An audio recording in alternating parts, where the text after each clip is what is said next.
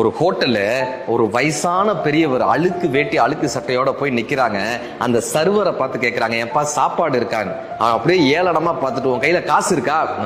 எவ்வளவுப்பா சாப்பாடு? 50 ரூபா சாப்பாடு. 45 ரூபாய்க்கு கிடைக்குமாப்பான்னு. அவன் அப்படியே ஏளனமா பார்த்துட்டு, 45 ரூபா, தயிர் இல்லாம தர்றேன், சாப்பிடுறியா? தயிர் இல்லாம வேணா தர்றேன். பரவாயில்லப்பான்றாரு. சாப்பாடு பரிமாறப்படுது. அவர் எல்லாம் சாப்பிட்டுட்டு சாப்பாட்டுக்கான 45 ரூபாயை கொடுத்துட்டு அந்த சர்வ் பண்ண நண்பர் அழைக்கிறாரு.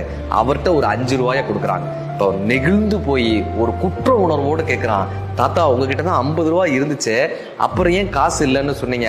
அப்புறம் ஏன் 45 ரூபாய்க்கு சாப்பாடு கிடைக்குமான்னு கேட்டீங்க? இப்ப அந்த பெரியவர் சிரிச்சுக்கிட்டே சொன்னாரு, 45 ரூபாய்க்கு நான் சாப்பிட்டுருவேன்ப்பா, ஆனா உனக்கு கொடுக்கறதுக்கு என்கிட்ட ஏதாவது வேணுமேப்பா, அதுக்காகத்தான் இந்த 5 ரூபாயை மிச்சப்படுத்தி உனக்கு கொடுக்கறதுக்காக கேட்டேன்ப்பா. தயிர் எனக்கு முக்கியம் இல்ல, உன் முகத்துல பார்க்கக்கூடிய அந்த சிரிப்பு தான்ப்பா எனக்கு முக்கியம், இந்த 5 ரூபாயை வச்சுக்கப்பான்னு கொடுத்துட்டு போனாராம்.